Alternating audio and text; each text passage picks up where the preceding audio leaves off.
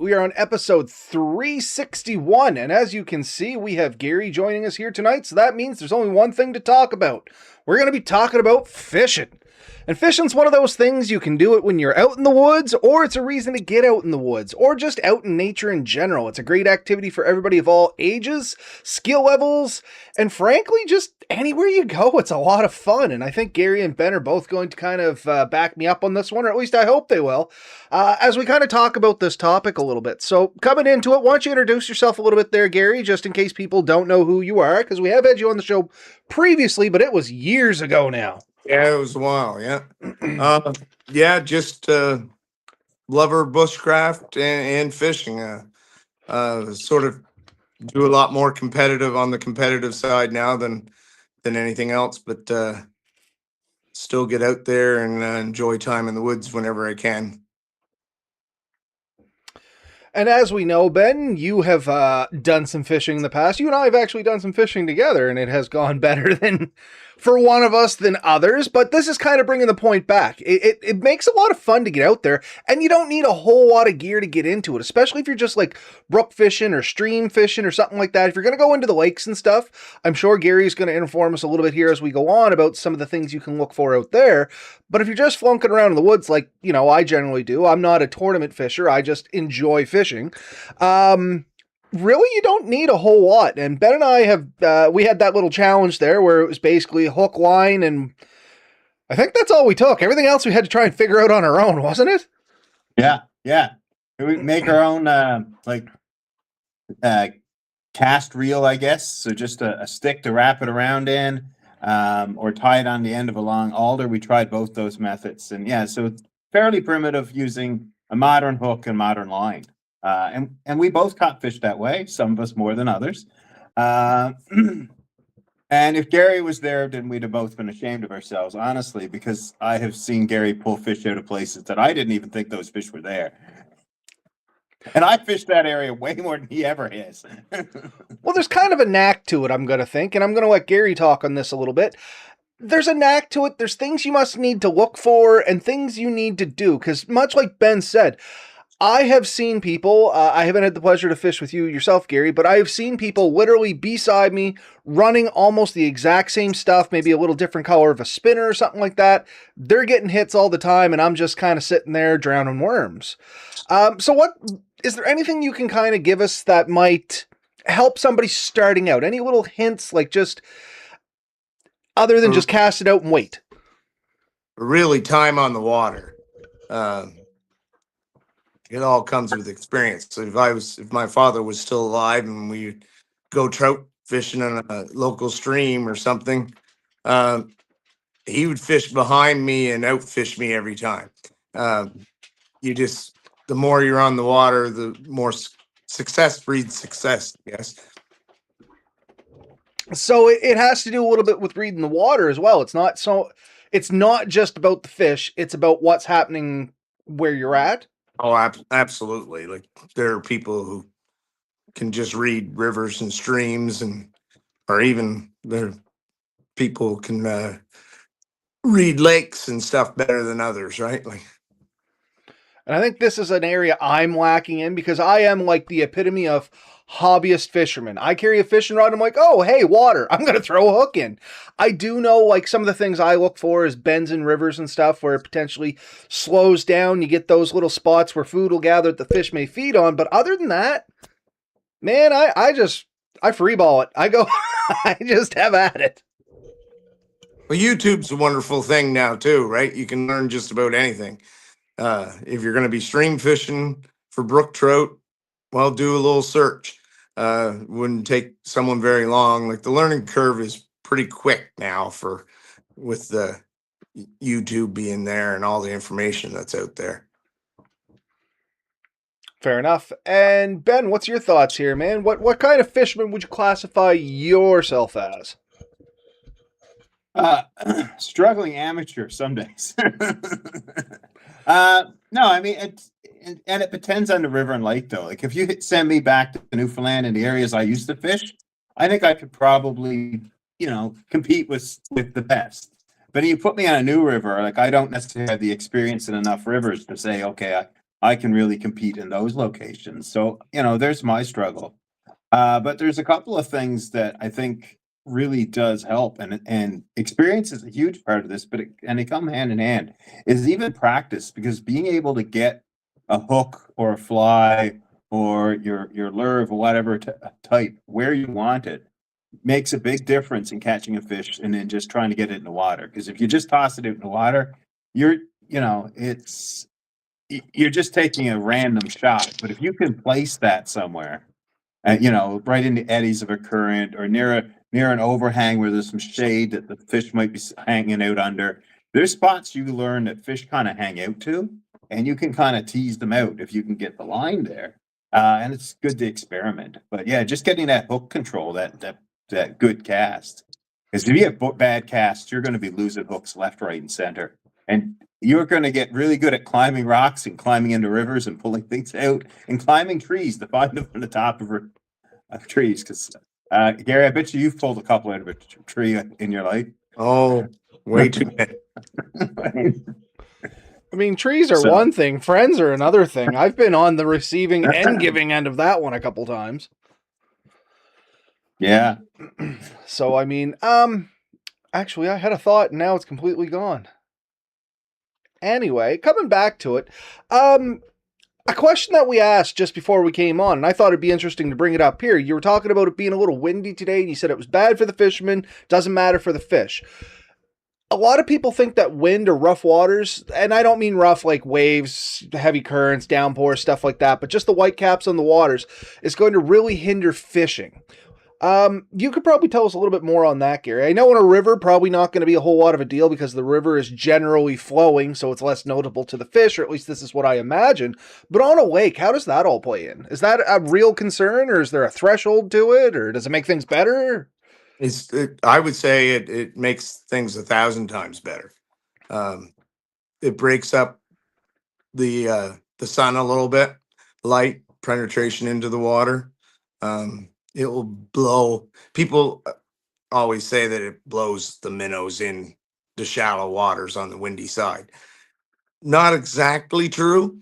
It more so blows zooplankton and stuff like that in shallow, which the minnows will follow, forage fish will follow, and then bigger fish will follow that, feed on the forage fish.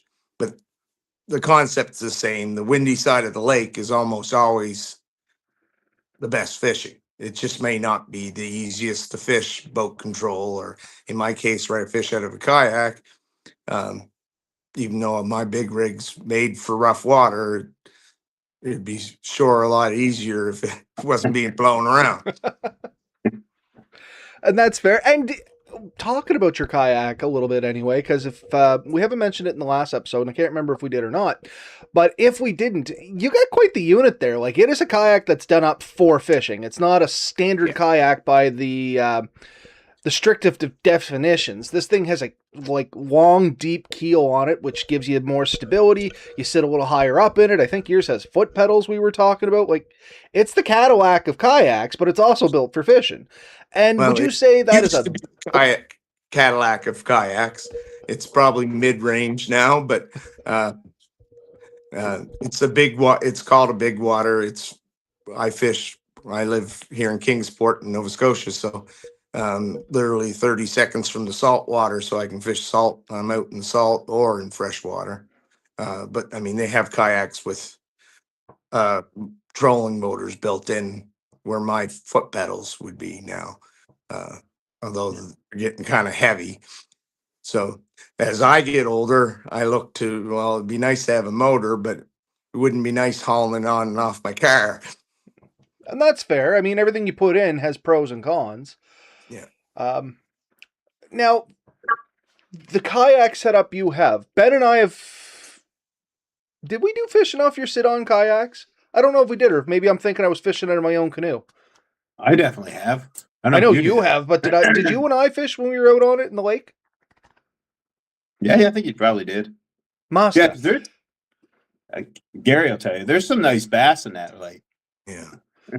And one thing I remember from it is casting, because it was it's a sit on a little higher in the water, not the deepest keel. You had to make sure you didn't throw yourself around too much. How do you find yours? And is it worth it to somebody that maybe wants to take a bigger step into fishing? Uh, the actual fishing kayaks, even the ones you get from, say, like a Canadian Tire, the Pelican catches and stuff, they're very stable. In a lot of cases, you can stand up in them. I know people who stand up in mine. Um, that is a very occasional thing for me under perfect conditions, but that's I'm a little on the heavier side and not getting any younger. So, but as I've I can't imagine someone. I guess I've known of two that are like mine that have flipped. Both were in ridiculous weather Mm. conditions. Yeah. It would take a lot. And it probably is a little better for somebody that's a little less stable. I know I've seen Ben stand up in his sit-on kayak, which is way more balanced than I would ever have. Much like you, Gary, I tend to be a little higher center of gravity, and all I can picture is kayak goes one way, Robert goes another way. Sounds like yours might be a better deal for somebody like me. No, I didn't mind Ben's. I did feel the instability, but once again, not as familiar with a kayak. I'm basically a canoe guy, you know what I mean? Kayaks, have only been in them 3 or 4 times, so when I got in Ben's, that was literally like my second, third, maybe fourth time. So I suppose that comes with experience, and both of you can weigh in on that. I know for mine, I would say it's more stable than a lot of the smaller boats that are out there. Yeah. It's extremely. You can't. I mean, you can't obviously walk around in it or anything, but you would have to do something not too smart in order to get yourself in trouble. Yeah, I mean, I've paddled one of yours, and I mean, we called it the battleship. That was our nickname when we sunk a kayak on one of our first meetings, actually. But we referred to Gary's at the time, and he's got a better one since then, as the battleship. And yes, it's very, very stable. Mine is moderately stable compared to like some of my other ones I even have. Like this, and yes, I can stand it, but I am top heavy myself. But you definitely have to practice, like with mine. With Gary's, you probably would have to put both feet on one side to start to tip it over and lean out a bit. Oh, I think you could probably sit in the seat and dangle both feet over the one side and not have any problem. Oh yeah, for sure. Right. I mean, stand up. If you stood up Oh and yeah. just sort of sat on one side, you should probably bring the other side up and out. You definitely don't want to be doing no jigs or anything in it. And if you're standing and fishing, you're gonna have to make sure you have good center of gravity, because a good fish can really set you off balance when you're fighting it. Now, here's my question: what's the biggest fish you've pulled into a kayak? I was going to say a 41-inch striper here in the Minas Basin, but a couple of years ago, I go to the St. John in New Brunswick a fair amount, and I got a just over a 4-foot sturgeon. So that would be the biggest one. Okay, when you're pulling in something that big, how do you actually gain any traction? Because he's going to pull you just as much as you're pulling him. Well, that's where becomes a game of gear. Uh, you don't take your trout rod when you're fishing for Atlantic sturgeon. Makes sense, but I mean, just the drag on the boat alone is what I mean. How do you get purchase? I mean, you're eventually going to catch up to it. I know the distance is going to shorten, but what's to stop him from dragging you into shore or a tree or? That's where the pedal drive comes in. When I got the 41-inch sturgeon off home here, that was before I got the pedal drive, and it pulled me off anchor, and I was across the Minas Basin by the time I landed the fish. Both me and the fish were pretty well done. With the sturgeon, I can my hands are free to fight the fish, so my feet does everything else. So I can back pedal or if I need it to. But if you have the right rod, you're in pretty good shape with just about any fish, really. Fair point. What about you, Ben? What's the biggest fish you hauled in your kayak? Oh, into the kayak? Probably what's the name of that fish? Not the pike, but pike-like fish. The Perch? Chain pickerel. chain Pickerel? pickerel. Got a chain pickerel, probably a little over 2 feet. That's probably the biggest one I pulled into that. I never caught like a big bass on mine. Yeah, and that's fine for me. Like honestly, that wasn't hard to pull in. There was no massive challenge of tipping me over in that. It was more trying to make sure he didn't cut my line. And it was a little unnerving because they make a lot of clapping noises as you get them close, and I was kind of nervous about it getting me. But Gotcha. yeah, no, right. It, Just They before we move certainly on, gents. Oh, sorry. Go ahead. They showed up in Ben's Lake pretty quick, really. I So think would they I be was, invasive to there? Because I don't. That doesn't have a yeah, whole lot of naturals. they're considered invasive all of Nova Scotia, aren't they? Yeah, I was gonna say. I think so. yeah. Yeah. They're So just considered invasive. I mean, there's down in Yarmouth County, there's lakes where like my grandfather fished for them in the 60s. Like they've been around a long time. But unfortunately people are moving them. Like Ben's Lake was already a great lake for bass and had some pretty good white perch fishing, if I remember right. Yeah. And 2 years later, I come back and she's got chain pickerel in her. Not going to hurt anything there, but it's not necessary for sure. So what would have put them in the water? Would somebody have to have introduced them, or would they have just invaded through a stream or something? I'm pretty sure those were introduced in at least in that watershed somewhere, if not the lake itself. It's fair enough. I mean, one end of that lake is mostly fed by bog, so I don't think they came through the bog, although it's possible. There are streams and stuff through the bog. And the other end is a small stream. It is possible they came up the small stream. I don't know that somebody physically brought them right into that pond, but that stream is connected to the Lahave River system, I believe. So, Well, that would be it then. Yeah. yeah. So, They can go through, like I use the example here in the valley. There's a big, well-known lake, Aylesford Lake, and that's had them in for a number of years. Well, there's 2 lakes off the side. They're very tiny. And one always had good white perch fishing and just white perch. And the other one had a little stream that went into the bigger lake, and bass and pickerel and yellow perch. They all got in there in numbers. The first lake, which is basically connected via a small swamp. Bass have been in the main lake since early 70s, and chain pickerel have been in the main lake since around 2000. By 2007, pickerel had made it to that lake, to the little lake, but smallmouth bass never made it there. Smallmouth bass were in the main lake for years, but they never went up through this swamp. The pickerel did. Hardier fish, ready to go through probably, or just more aggressive fish in general, if I'm not mistaken, aren't they? Well, there's certainly more depth at the shallows for sure. Never caught a chain pickerel.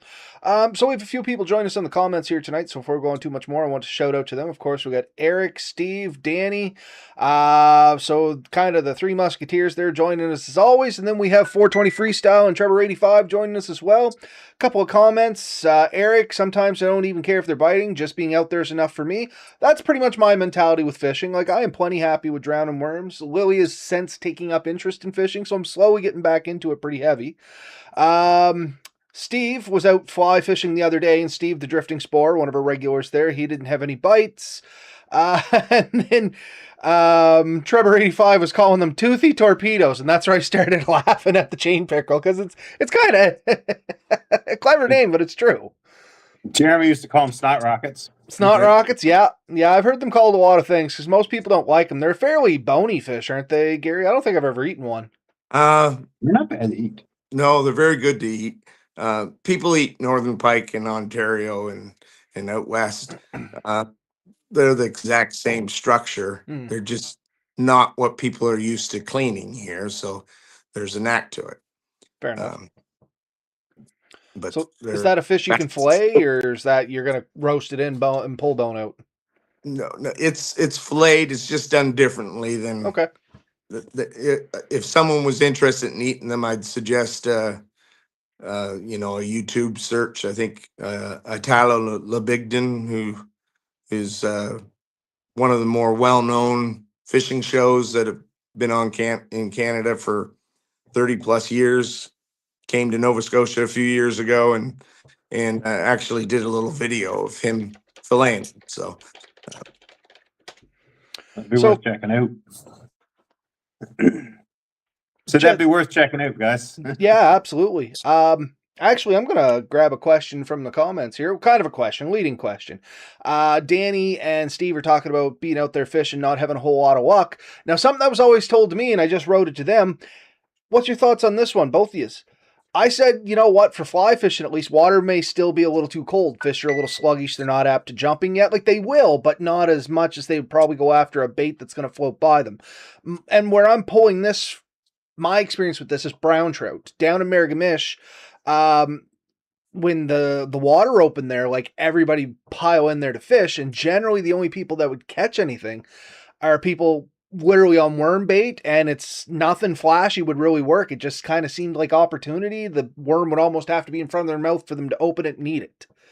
I'd probably wholeheartedly disagree. Okay, well, and that's what I mean. What's your thoughts here, Gary? Well, I don't brown trout fish a lot, but I do have a local river that I frequent a few times a year. My favorite time to fish for them is right off the bat. Earlier the better. I probably by the second week of May, I don't even think about targeting them. And I'm not branding a worm. I'd either be using a fly rod or lures. So brown trout are hungry right off the bat, like a little rapella will get them in the coldest water going. So Interesting. Now, see, and this is the thing. This is why I said, you know what? Good time to ask the question, because this is just what was always passed down to me, and I'm regurgitating the same information that was told to me, and that's the thing. Everybody, all along the bank, you would always just hear people saying, yeah, water's still pretty cold yet. They're going to be sluggish, going to be a hard bite yet, and they'd be waiting for the warm weather to come, and all of this stuff, and that's always see what I that took. every year on Facebook, particularly with bass fishing. Someone will ask if they should be bass fishing, and there'll be 8 or 10 comments telling them it's too cold, where I'd argue that April is the best month of the year to catch a trophy smallmouth bass. So I've certainly caught near 300 now in the month of April. They're biting, they're just not biting like they do in summer. Same with trout, same with white perch, chain pickerel. They're just not going to be biting the same things or taking the same retrieves. But they're certainly out there eating. They're just like us. You get a nice day after a long winter, you want to get out and around and get moving. So I guess the more accurate statement would be change your tactics. It's not cold Yeah. water, it's different tactics that need to be approached. And I mean, once again, there's optimum temperatures, and I would argue that trout fishing probably they're at their most active around 55 degrees Fahrenheit. That we're not there yet, but they're still pretty active. And if you watch Facebook or pay attention to Facebook, there's plenty of people having good luck for trout so far this year. I was going to say, it seems like you've been having good luck this year, not specifically with trout, but just in general. I see pictures of you coming up, pulling out nice fish, and just before you came on here, you were cleaning some, so obviously you're getting fish, so you know what you're talking about on here. So once again, folks, sorry I gave you the bad information there. Water's obviously not too cold. Change your tactics. Yeah. No, I found a pod of white perch, which is my favorite freshwater fish to eat today, so I couldn't. I changed my game plan for the day and went for supper rather than exploring. That's fair. That's fair. So we do have about 5 minutes left here on the show before we come up in 30 minutes. Something I want to chat about real quick, and as long as you guys are good with it, basic tackle for brook fish and stream fishing. And I know it's not your strong point, Gary, but you'll know more than, even though it's not your strong point, I would argue you probably know more than we do anyway. But it's one of those things. I argue it doesn't take a whole lot of gear to do it. Ben and I have proved that we can do it literally with a hook, a line, and we made everything else. I think we ended up with some sinkers, spinners, and lures. I kind of wanted to ask you about this. There's a lot of people that are pro spinner, anti lure when stream fishing, river fishing, and a lot of people that go the other way, specifically red devils and stuff like that. I don't do a lot of lure fishing or bait casting, to be fair. I usually do worms or fly fishing. That's pretty much exclusively what I fish. That's my level of fishing, you know what I mean? So I don't get a lot of experience on this, but Ben, I think you have a little experience, and Gary, I know you have a significant amount of experience. Why don't you guys chat a little bit about this? And I'm pulling notes here in my own, because hopefully this is going to help me when I take Lily out, and hopefully some of the folks over here will gain some out of it too. Well, certainly they all work, and I do them all. I mean, I tie my own flies for fly fishing. If I'm using a worm, I'll generally just use a worm with a weight up the line of 6 inches or so. I'll Panther Martin. I mean, if you had to buy one lure, buy a Panther Martin or Maps. I kind of prefer Panther Martins for trout, but you can nearly catch every species there is in Nova Scotia on a Panther Martin. Interesting. Okay. And that's just one of your little inline spinners.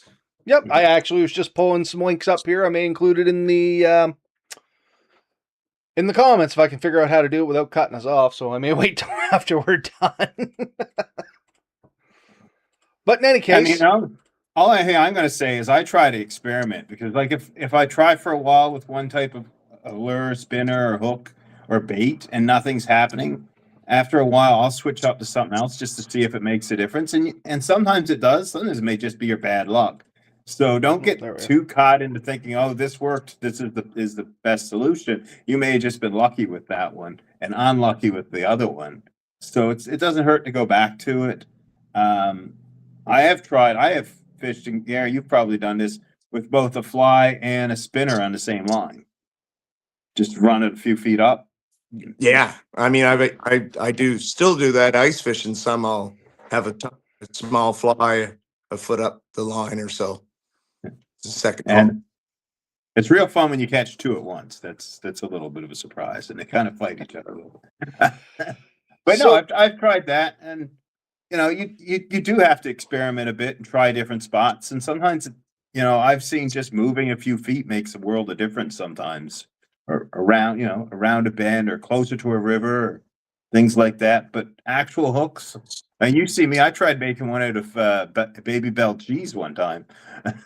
Didn't you have a bite on that? It was off the red wax on it. And I thought you had a bite on that. I thought you had hits.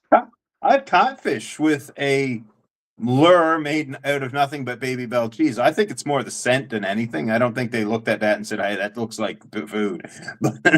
But I sculpted a little fish-like creature and had a hook sticking out the back of it, and I tossed it in, and sure enough, I caught a fish on it. So it works. They're in the right mood and it passes by them the right way. It really comes down to the mood of the fish.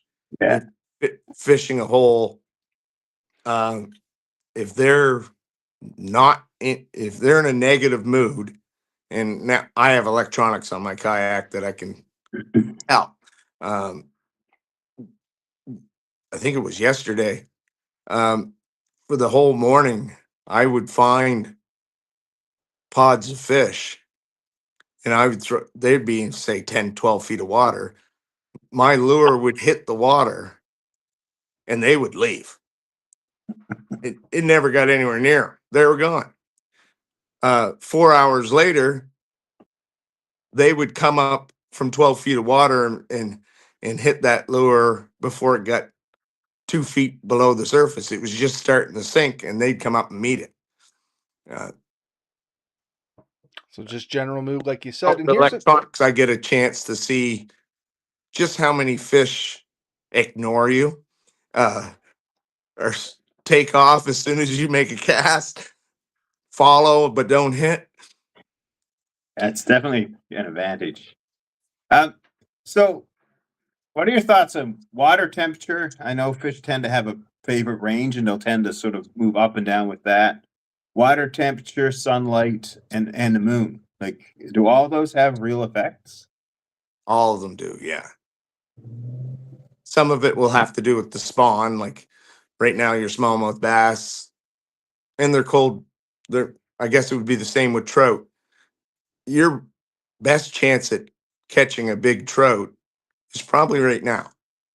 The smaller fish are colder or mind the cold more, so they're not going to compete with the bigger ones for bait falling the water. And the bigger ones are in the case of bass right now, they've got a job ahead of them when the water hits around 55 to 60. They're going to be spawning, so they're feeding up. Right now, they're the ones that are hitting. So even you'll see some massive brown trout. I mean, my biggest one was 7 pounds here in the valley. And caught on a 1 inch Rapella, an inch and a half Rapella. That was early April, and it would never even, it wouldn't take off after when there's smaller fish around. The smaller ones are faster, they're more aggressive. They're all going to be active, say at 55 degrees, where your Yeah. big ones are going to be at like 40 or 38. So the cooler the water, the bigger the fish, the lower the chance of a bite. Kind of a formula. Yeah. You're probably going to catch less fish, but your quality goes up. Couple things from the comments here just before we finish up, gents. So we have Steve saying, we are in a mandatory retention for smallmouth bass. Are they good to eat? Never tried one or actually caught one for that matter.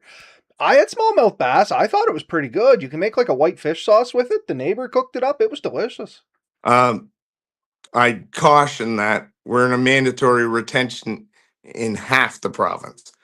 Nova Scotia, after a year, finally released a nice map that shows the areas that are.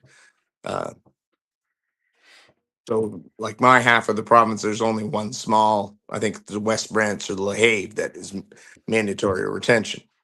Because some of the pictures I posted this year are 4 to 5 pound smallies that are over 20 inches. Well, they're probably 17 to 20 years old.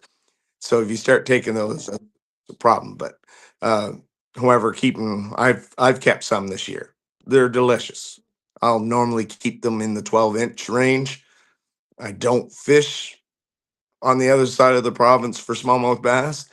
I don't know how widespread. I know certain areas of Cape Breton and a few lakes, I guess, has them, but they certainly are good eating. Similar to white perch, for people who've had white perch, which is my favorite. White perch is more flavorful, but they taste very similar. And another one here from Danny. So that's Red Sand Adventures.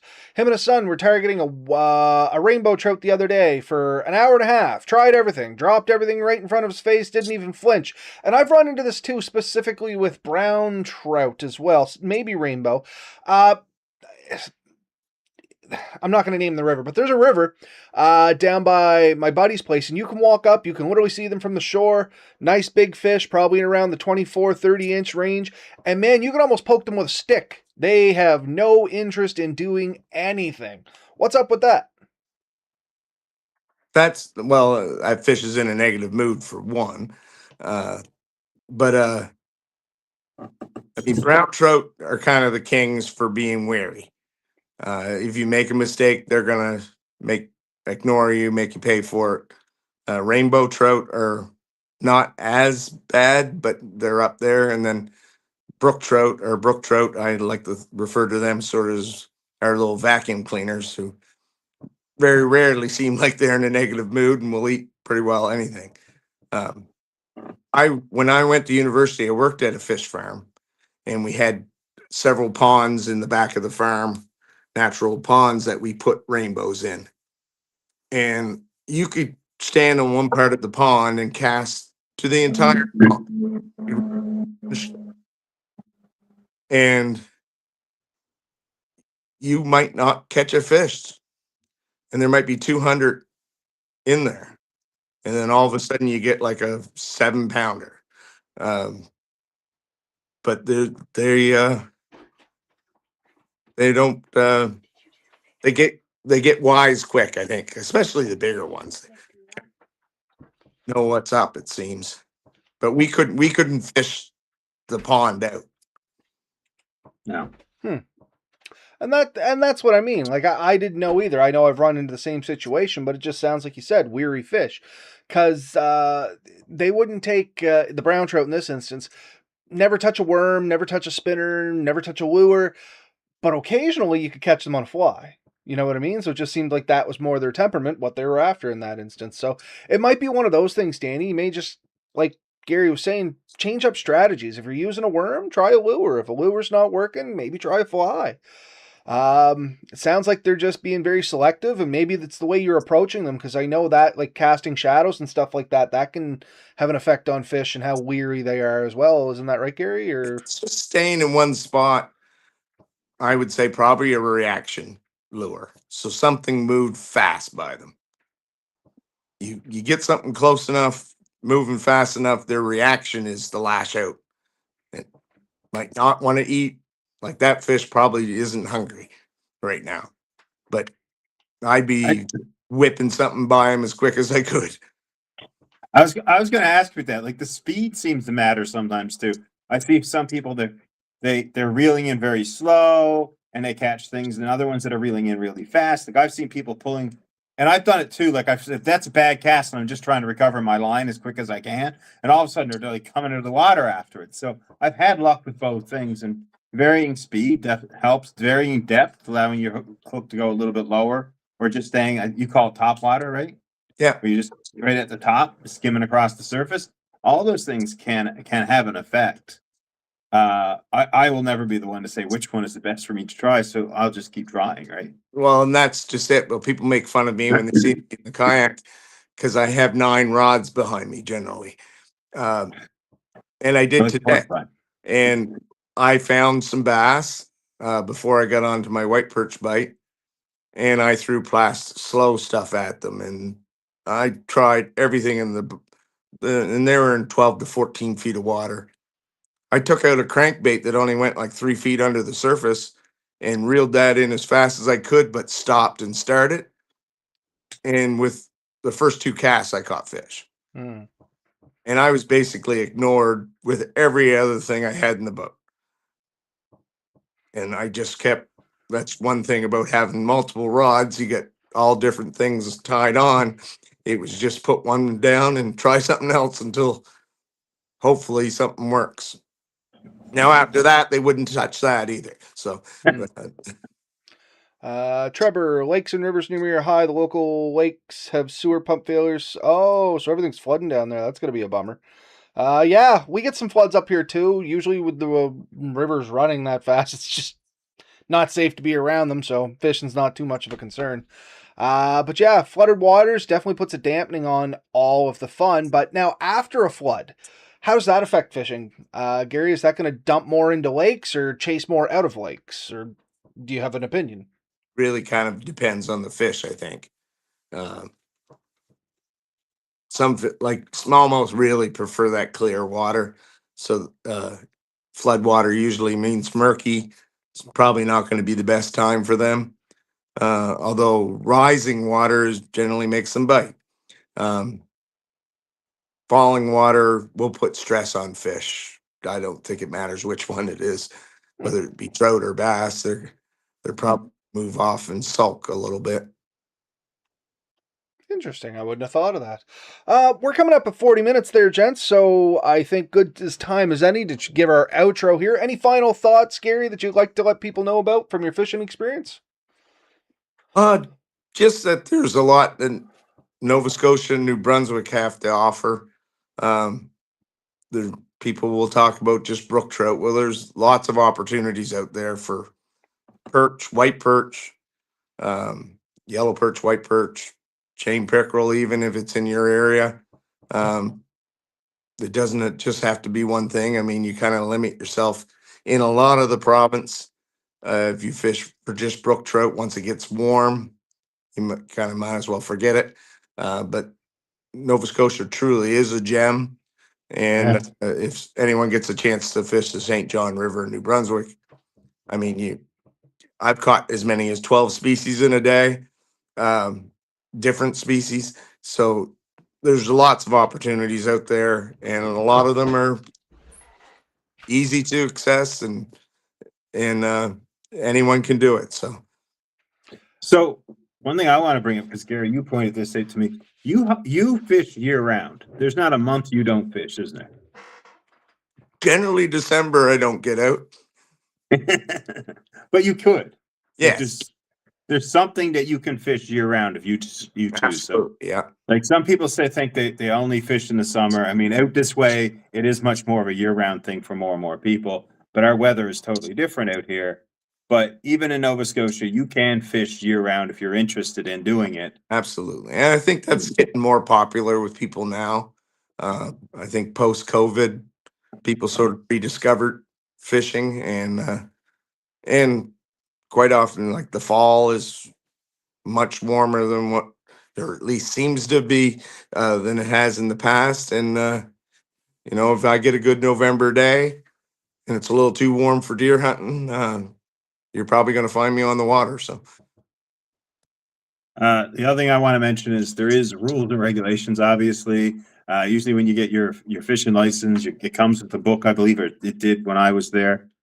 Uh, or get that book because it tells you, and it can vary from stream to stream, from between this bridge to that bridge, what you can and can't do. And it's really important you understand the rules and regulations, what type of hook you cannot use, things like that. Because the last thing you want to do is caught doing something that's not legal or not okay.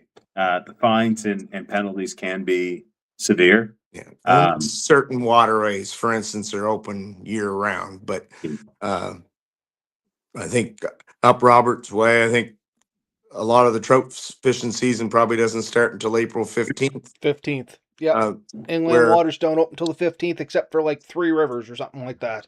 we're open April 1st. So, Yeah. and in some cases, we're involves some stock lakes. There's some that are open year round. So, I like to change the one. Always check the regs. They like to change things one year to the next, and yeah, sometimes that happens. I know here when you buy your fishing license, comes with the little booklet there. It's always good to thumb through that. I generally do it while I'm sitting on the bank if I'm bait fishing with a bobber with Lily or something, just to see if anything's really changed or if there's anything I need to worry about. or Good thing. just do a search for the Nova Scotia fishing regulations. The book's online. Yeah. You can buy your fishing license online now in Nova Scotia, Oh, and can you? certainly in New Brunswick. So you don't get a book in that case. I got a book this year, but I think that's because I stopped at the outdoor show this spring. And that's probably your best way. Look in your area and what you can't do. Yeah, I definitely think it's important to take your time to understand those rules. It definitely can save you a lot of trouble. I knew a guy who just definitely, I think his father it was, got caught fishing in an area he wasn't allowed. He got quite frustrated with it because I think he used to be in that area. So knowing that stuff, I mean, conservation happens for a reason. We may not always agree with some of the rules they come up with. I know me and you, Gary, we've talked about places that we could or could not fish, and sometimes you've agreed with it, and sometimes you've disagreed with it. But there's also an avenue for you as a fisherman or an outdoor person to be heard for this, right? Absolutely. I attend the Nova Scotia Fishery Advisory Council meetings. They happen each fall. I think they have 2 or 3 nights where they do it online now, similar to the way we're talking right now. I've certainly asked for lakes to be open for ice fishing. In every case, they've actually opened them within the next few months, including this year. I think a few of us got together and suggested 7 new lakes and down this way. And by Christmas, we got an email and they were all open. And I be the first one to say I don't agree with all the regulations. However, I'm a sportsman, an outdoorsman. I follow them regardless. That's just if you don't like a rule, ignoring it isn't the answer. Show up to the meetings and express yourself. Exactly. And that's the point I really wanted to get out there. And I think for me, Gary, you've been a big influence on that, to showing that it can be done. You can make a difference. You can influence these decisions by being active and getting out there and having your voice heard and articulating it in a good manner. Like some people kind of get a little angry, but Yeah, keep the keyboard warriors out of it. Because if you come at it with too hard, too mean, you're just not going to be heard. They're going to ignore you, or they may just decide, I don't want to deal with this guy at all. And so they could do. I'm not saying they do it viciously, but they could just not even consider something that may have made a lot of sense. You just didn't. I had a friend that got a little excited not last year, the year before's meetings, and he didn't get much. Or he wasn't able to say anything. I think the last 3/4 of that meeting, he had some good points. His presentation needed work. Yeah, for sure. Yeah. All right, folks. That is the show for this evening. We're at 46 minutes, and I know I'm surprised we haven't got warnings on our Google meeting here yet, but I know they're going to be coming up soon, so... if you don't know, Gary, we're limited to 1 hour. We use Google Meet, so we are limited to 1 hour. So that's why I was keeping an eye on the time there, because we had a few minutes before we started. But yeah, folks, for having me, guys. No, we appreciate you coming on. And once again, wealth and knowledge here. Gary has a YouTube channel there. It's NS Yak Fisherman, NS Yak Fisher Outdoor. And you can check him out on YouTube. You still posting up there? I still see some stuff coming from time to time, but not as fast as it used to. It's very rare. Most of my stuff now is either on Facebook or Instagram, and Instagram I can be found at Nova Scotia Yak Fisher Outdoors too. So perfect. Well, thank you so much for coming on. I know it was a bit of a late invite, but well, I couldn't get back to you. I could get messages. I just couldn't get anything out. So anybody that's wondering, Gary, we blew this on him like what, 4 hours ago, Ben? Something like that, 4 or 5 hours ago. We're like, hey, Gary, you want to be on the show? And of course, I happened to be fishing in the middle of the lake when I got the messages. So it's a good trooper and true soldier. He soldiered on, got on, and we much appreciate it. And thank you very much, Gary. It's always a pleasure to have you on here, sir. Perfect. Night, everybody. We'll see you next week.